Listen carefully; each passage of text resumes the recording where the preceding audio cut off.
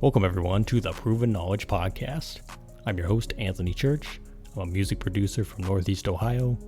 I began this weekly interview series to give you different perspectives on how to approach a career in the field from different artists, producers, engineers, and other great minds who share their stories on not only what's made them succeed, but also what has shaped them into the people that they are today.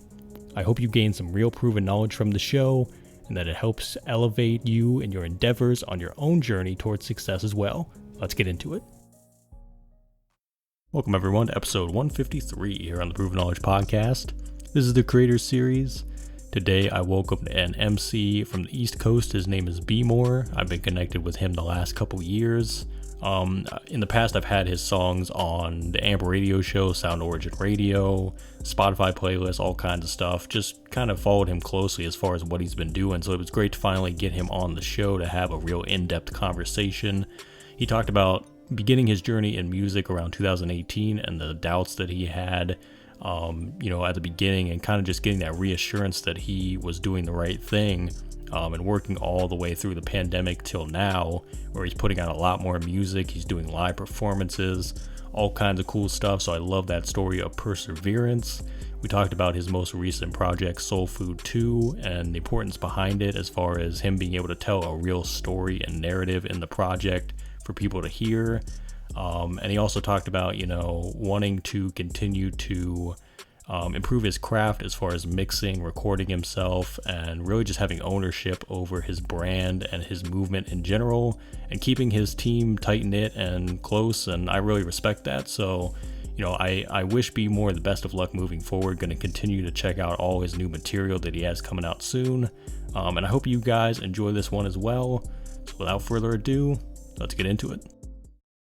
All right, welcome everyone to episode 153 here on the Proven Knowledge Podcast. This is the Creators Series. Today we have an MC on the East Coast. Really a big fan of what this guy's doing. He just put out a project recently, Soul Food 2. Everyone welcome BMOR to the show. How are you, man?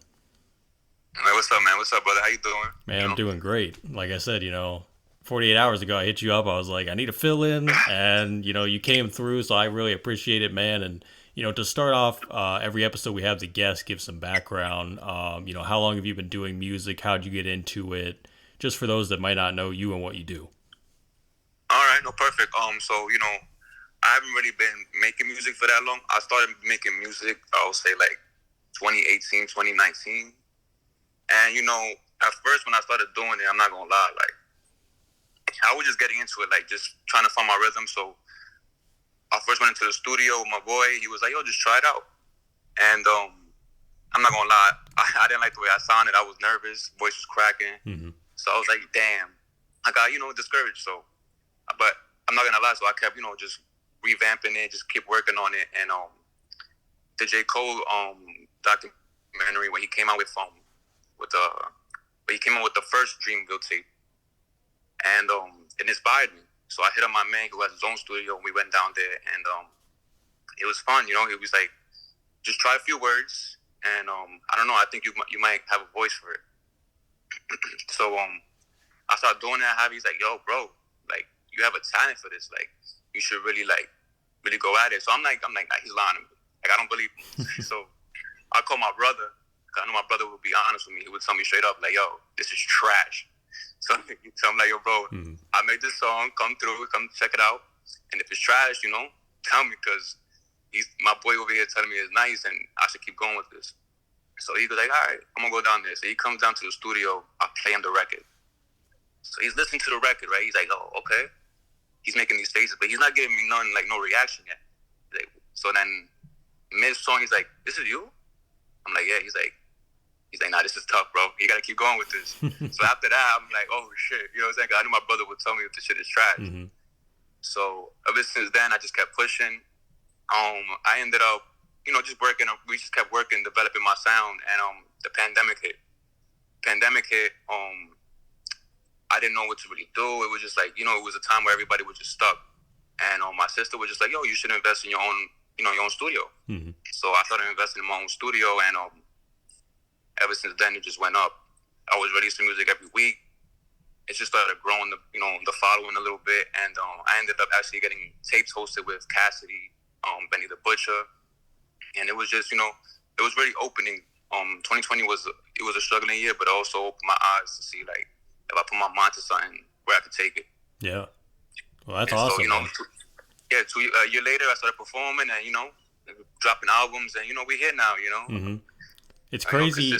Yeah, I was going to say it's crazy how fast things can evolve, especially when you start building that consistency. Like you said, it's been about 5 years since you kind of got going.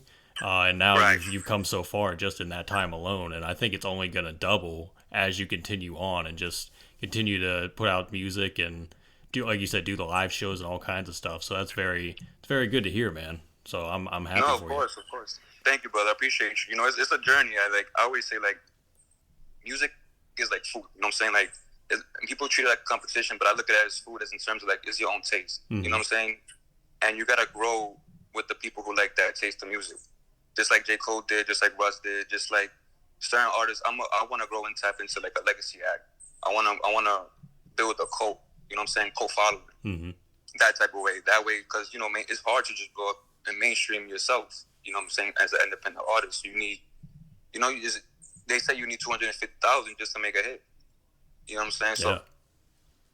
And who's yeah, and that really goes back to realizing that your journey is your own as well. You know what I mean? Because everybody has their own path, and I think a lot of people get caught in the comparison game too, as far as like looking at what other people are doing. It's like you're going to be on your own path no matter what, so you just got to stay on the grind and stay consistent and keep at it, and you'll see the results over time. So I think for you, that's definitely something you're seeing come to fruition.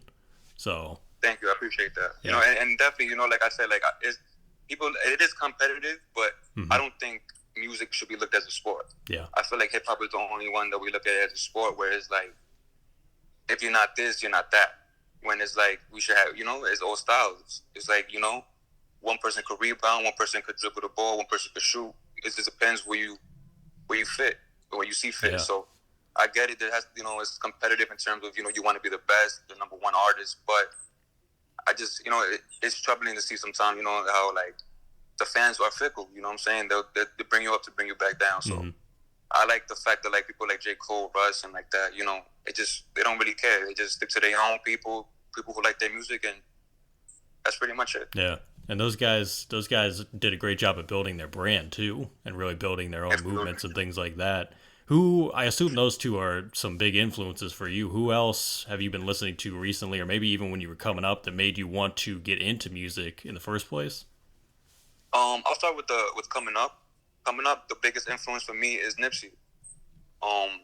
Honestly, I listened to him when I was in high school, like before a lot of people were even on him. My first song was "Found the Youth." He was on the Rick Ross album. Stally, yeah, man. And ever since, he just the grind that everything he stood for. You know what I'm saying? Just mm-hmm. integrity, not chasing, just staying on your lane until you pop. If you understand what I'm trying to say, because that's what he did. You know what I'm saying? He kind of just, like you say, he built his brand until he was Grammy nominated.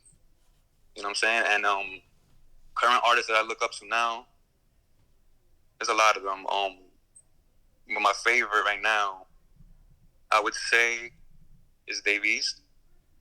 Because I like the fact that he's breaking into another mode. Like you see, he's going into the acting. Another one is Joey Badass. Another one who came up with the music. He's also switching up to other things. And I like just seeing that artists grow.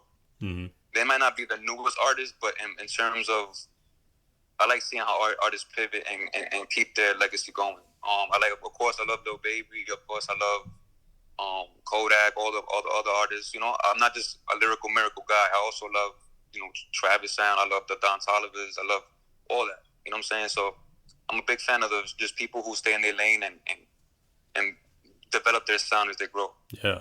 It's definitely cool to see a lot of the artists that were coming out in like the 2010s as well. Like you said, they're venturing into different areas and doing acting and doing brand partnerships and all these different things. Am I right in saying that Dave East is Method Man in the Wu-Tang show? now. Is that a real Yes, thing? yes, Yeah. I yes, haven't got yes, to yeah, watch yeah, it yes. yet, but I saw that and It's a I'm really like, good show. It's a really good show. that casting makes total sense because they're kind of a similar style in rap too. You know what I Right, mean? right. So No, it does make sense. And when you watch the show, you see it like it makes perfect sense how they fall in line. You know what I'm saying? yeah. Modern and non like old school. Yeah, I'm gonna have to check that show out because I've heard a lot of good things about it. But I know that It's yeah, a great show. he's definitely getting into acting and a lot of other people too. I think Joey too was in something. He was in a few movies and things like that. He's Oh made no, some he's appearances. Oscar nominated. Yeah, Like so he's gone. You know what I'm saying? He's in Power. With in the 50 show he's playing one of the big. You know, he stars in that show. mhm. And you know he's developed into something that he's been around since I was in high school. You know, so I'll say 2012. You know what I'm saying? And he's made it far. Yeah. So Do you ever see yourself doing acting or anything like that in the future? What do you think? I mean, I wouldn't deny. I mean, I would try it. You know, Yeah. I would definitely try it, but I definitely see myself incorporating something else with the music, whether it's media or just acting. You know, like a lot of people get a lot of flack. He gets a lot of flack, but I like Joe Budden. You know what I'm saying? I feel like Mhm. he's pivoted his career in a way that it shows he's like almost like a Jalen Rose Yeah. or like a Charles Barkley, where you see. I think he was probably one of the first artists where you see ventured off into the media Mhm. and be successful at it. So I look up to that. Nori too with Drink Champs. You know, I'm a big fan of just hip hop media. Mhm. So I definitely could see myself delving into that a little more as I find my voice. Yeah. And it definitely seems like the opportunities just continue to grow as we move along and technology advances as well. And like you said about the pandemic, that was kind of where things started to shift, I think. And people started to launch their own shows, things like that. I mean, that's where I launched this show was during that time and just kind of getting that going Right. and keeping consistent with it. I know you mentioned Congratulations, something. brother. Yeah, I appreciate that, man. And I know you mentioned earlier about doing a lot of things yourself as far, and I believe I read this on your Spotify as well, as far as like mixing, recording yourself, things like that. How important has that been in your process to be able to have that control directly to, work on your songs in that way? It's been.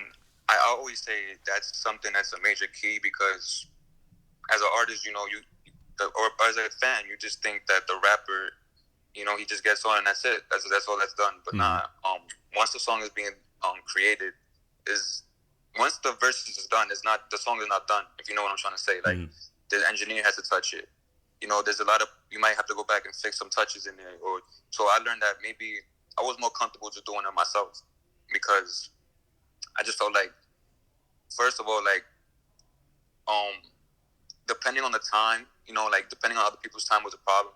Sometimes you have this moment of inspiration, and you can't depend that it might run out depending on the other person is they're late or on something, or if they're just not ready to do something, and then let's say they're ready to do something, then you're uninspired. It Mhm. might mess up your flow. So I learned that just to keep my flow going and keep the inspiration and keep that spark, everything is good to do myself.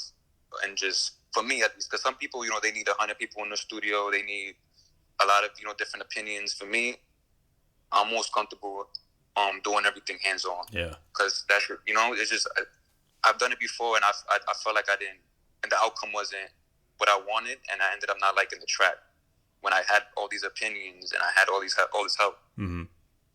So that's why I feel like it's most important to have most control of your music and what you make of it and what you get out of it money wise, because at the end of the day, it's not going to sit right with your spirit when it's all said and done. If somebody says, "Oh, I didn't like this," and who else can you blame?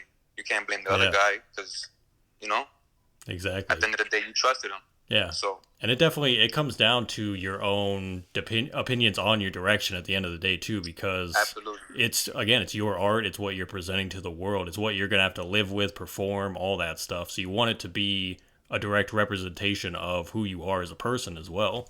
exactly. So I can see how that definitely contributes as well, and just having that control, like you said about the creative spark too, because I always think about artists that have to pay for studio time where they only have a few hours. If they don't have it during that few hours, then they just wasted that money for nothing. You know what I mean? And they didn't get the song completed. They have to come back later on in the week or next month or whenever they can afford to go back to the studio and have the engineer there. And yeah, just like you said, it gives you that freedom to kind of go in whenever you please and on your own time and on your own dollar and just get it done, knock it out. Exactly. So Exactly. I feel like sometimes, even when you do features, sometimes let's say you want to bring somebody in the studio, there might be a pressure of finishing that song that same night, and that's not how shit gets done. Yeah. Honestly, I feel like even if you take it to the studio, I think maybe even pre-record it in your house. You know what I'm saying? Because by the time it's in the studio, you're just more comfortable. Everything's flowing. You're not wasting time. When I go to the studio, I do 5 records at a time. I do multiple records. I might do an album. I don't just go in there for one song. You know what I'm saying? A lot of people, but that's why I say it goes back to how you work. Like me, I'm a workaholic. Like I think yesterday I made a song and I wrote it, recorded it, and released it in the same day.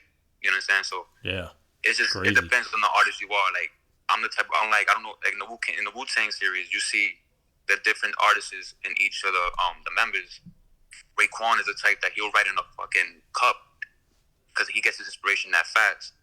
But then you got Ghostface, who might, he might go to his girl's crib. He might need to go sit by himself for a minute, whatever. Just get some experience and just some talks through to get that spark off. So it depends on the artist you are. Yeah. Hey, hope you're enjoying the episode so far. I just wanted to take a quick minute out to let you know how you can become a monthly supporter of the show. So if you click on the show description in your podcast platform, you'll see the words support this podcast toward the bottom, and you can follow that link to sign up. You have the options of donating $1, $5, or $10 a month, and that'll be used towards making the show a better experience for you as the listener. That means new and exciting guests, giveaways, and a lot more that we can continue to provide for you. So feel free to click that link and check it out. Or visit anchor.fm/proven knowledge/support to contribute today. And for now, let's get back into the episode. And I love that you're finding that for yourself, man. And I love that, you're finding what makes you comfortable in your flow state as well and just getting those ideas out there. So that's great to hear. And most recently, you dropped Soul Food 2 a few weeks ago, I believe now at this point. So talk to me about that a little bit. What went into that? It's, I believe, 7 tracks long. So right. What went into the creation behind this one? Well, that was another one. A lot of that, the music on that album was done about, say, a year ago. And I was going through last year was just a crazy year for me. And I would say, except for one track, which is Remember Me, that was recorded, I would say, 3 weeks ago. But everything else was recorded in last year, and it was just, everything is experience about how I was, I'll give you the story about the album. The album is basically where I was at after the pandemic. I was doing deliveries, I was hustling in the street, and it was just stressful because it was times I didn't make money. It was times it was, it was a struggle because I was really getting everything on myself. And even on the track, it's not on the album, but it was supposed to be on the album, but I released it a little before. The track is called Manifest. I mentioned about April 18th, I passed it on the train. All that happened in that same year. And after I passed it on the train, my whole life went up. I just went up. Everything was beautiful. The money was up. That's jackpot. And that's just the glory stage of everything. And then I start meeting different women. That's waves in the sand and love and power. That's just me getting inspiration from different women in my life. And then going back to the bottom of the album, Ma and Pa goes back to my parents. So that's just me appreciating my parents for holding me down in that time when I was going through that. You know what I'm saying? The lessons they gave me and just growing up, all that. So it's really a story of where I was at in my life last year. And I'll just say, except for one track, was Remember Me. That's just me. That's just me, just straight up. I just feel like that was the track that I had to, give off, bars. That was just showing my skill set, just letting people know that, I still do this. You know what I'm saying? Because it was a while that I released a song, album. And a lot of this is heavily, it's very soul. It has a heavy soul to the album. I wouldn't say soul samples. It just has, I would say, it has a lot of soul to it. A few soul samples on it, but it's just very powerful. And it just reminded me of my first album, Soulful One, which was a little bit more tracks, but like I said, it was just had a lot of soul to it. It was just compacted it just a lot of my life at that moment, and it captured everything that was going on. So that's the background on the album. It's we're still working on videos that's gonna come out. We're still working on. I'm in the lab ready for the next album. Honestly, like it sparked I'm gonna keep feeding my fans and the people who listen to my music, because the album's important to me. Soul Tape 2, my fault. Soul Food 2 inspired me again just to like drop on a consistent basis. It just brought that spark out of me. That's why I like it, because it's like it was more soul food for me just as much as it was for the people. Yeah. And that's probably the best part about, in my eyes, albums in general, is the fact that they can tell a story more than just a single song. You know what I mean? Because obviously we're in the era where, they tell us, we should put out more singles, we should do all this stuff. It's like, if your album still has a story and you have like a narrative to tell around it, I feel like it's necessary still for the fans of music, you know what I mean? And they'll understand it, digest it in that real way. So I think it's great that you approach albums the same way, where it has an actual purpose to it, and it's real life experiences as well. So that's definitely awesome, man. That. Yeah. No, we come from that. Like I come from that I love. Like I said, I'm an old soul. So like I come from the Wu-Tang eras. I come from the 50 Cent I come from just Eminem, where it was just like the album felt like a theme. It had a theme to it. It had a story to it. There was skits on it. There was just a theme on behind it, where you felt like you were watching a movie but listening to it. That's how I felt my album is. Yeah, man. And definitely keep that up, because I think that definitely sets, people apart as well as artists, just giving it the unique sound. So is there any collaborators on there, producers, even the people you're going to be shooting these videos with, anyone you want to shout out here that we should be checking out as well? I'm going to shout out my team. I want to shout out my manager, who's my dad, who's been down with me since day one. I want to shout out my boy Joe Barra. We're gonna do a remix of Jackpot. It's gonna be insane. I want to give a shout out to Los for always helping my with the engineering, and when I needed help, I will always call him, and he give me a few tips here to do this and that. And that's pretty much it. That's the people I want to hold on to, because when it comes down to it, those are the people that, when it comes to this music, they pick me up or they guide me, and they let me know what to do when I need, or inspiration wise, they bring me up producing or whatever it is. They sharpen my pen, my production, whatever it is, my engineer skill. They help me with all that stuff. So those are the people that I want to give thanks to. Awesome, man. It's great to have those type of people around you too, and just kind of keep it tight knit and keep the trust there as well. That definitely helps a lot. Right. So glad to hear that, man. And do you have anything that, you've been doing recently, or even when you started music all the way up until now, that kind of helps free your mind a little bit, take your mind off of things? Maybe you have a hobby or something, go on walks. Like, what helps you kind of recharge and get the creative juices flowing again? I like that. Definitely playing basketball. I also just, going on vacation, just seeing different things. Getting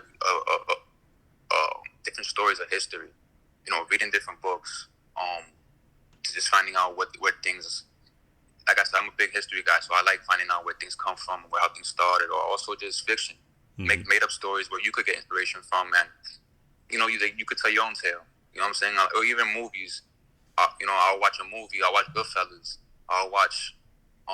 I could watch anything. I could watch an animated movie and get inspired by the story. You understand? It's about letting your mind be open to things. But a big thing for me is vacation and getting away from like basketball too. Just making sure I got that competitive. It's just certain things that help me feel like I'm in the game with it. Got to get out there and live life a little to bring it all back. You know what I mean? And I always say that. You gotta go experience things. To have things to write about. Yeah. Sometimes I feel like a lot of people they're painting on a blank canvas without nothing behind them. It's like you're just saying words with nothing behind them. You know what I'm saying? So I always say you gotta live a little. That's why I take breaks in my music, just to live a little, have something to say, some things that I learned from. To give to the people. I'm not just saying whatever comes to mind. Exactly, man, and that gives people something to resonate with a lot more as well. So absolutely, that's great, man. So last few Absolutely. questions here, and these are ones I ask on every episode, and these are kind of life related as well. The first one is, if you could go back 10 years ago, maybe give yourself a piece of advice, or maybe not change anything at all, what do you think you would do? I like that. I would say, I would say keep your head down, stay tough, and everything's gonna be all right. You're never gonna fail. You're not gonna fail, but just stay strong and just know that no matter what the outcome is in your favor. As long as you keep working. Mm-hmm. That's what I would tell myself. So if we flip that around then and we say 10 years from now, where do you think you envision yourself in music, in life, all that stuff? I like that. 10 years from now, cool. I see myself with a major big fan base, touring. I see myself with a label, or maybe an artist or two, developing that. So showing them what I learned, you know what I'm saying? Because I think that's another thing that artists like Lil Wayne did, and I don't get enough credit for, because he gets the credit for the influence, but he don't get enough credit for putting on probably you got to say one of the two best rappers ever. Mm-hmm. You know what I'm saying? In the female and rap. So I feel like that's something that has to go on my resume. You know what I'm saying? Is building somebody up too. So in 10 years, I wanna be established and also bringing up the next artist. And it's a great way to get back too, you know what I mean? And just kind of lend that, like you said, lend the advice and just kind of have them learn from the mistakes that you made, so you can be like, let's do this, and hopefully it's a little easier for you this time. You know what I mean? Exactly. So, exactly. Something that nobody really did for me, I want to do for somebody else. You know what I'm saying? Know the right way how to do this without robbing them. You know what I'm saying? I had to make those mistakes. You know what I'm saying? I think every artist would tell you, like, they got scammed, they got finessed by somebody. A lot of broken promises happen. You see it in movies, you see it in TV shows, you hear it from radio interviews, you see it in podcasts. So I'd rather, I want to bring somebody up and show them what not to do and what to do. Yeah, man. Love that. And do you have any final words of wisdom today for the listeners? Okay. My words of wisdom would be take care of your mental health and everything else will follow. That's where it all starts, man. I think a lot of people overlook that. So good to be self-aware, and if you're not doing okay, nothing else in your life is going to be doing okay. So right, exactly. You got to take care of your temple. Once the temple's good, the whole palace is safe. You understand? Yeah, so man. That's how it goes. You got to make Absolutely. sure once the mental is good, your physical is good. Everything will come natural to you. So that's my advice. Love it, man. Absolutely. And BMOR, man, that's all I have for you today. I appreciate it so much, man. This was a great episode. Bro. I would, bring me back, man. I would love to. This has been, it's been an honor. I'm not gonna front. This is one of my first ones that I did. So my fault in the beginning if I was a little, nervous or whatever. But I like these a lot. I would definitely love to do this again. Yeah, for sure. I always do part 2s eventually, so I'll let you know, man. We'll get it going. All right, brother. Thanks, everyone, for listening today. That was episode 153. We'll be back this time next week. As always, hit the support button on your podcast streaming platform if you'd like to send any funds. And feel free to leave us that 5-star rating if you enjoyed today's episode. So we'll see you then. Thanks, everyone.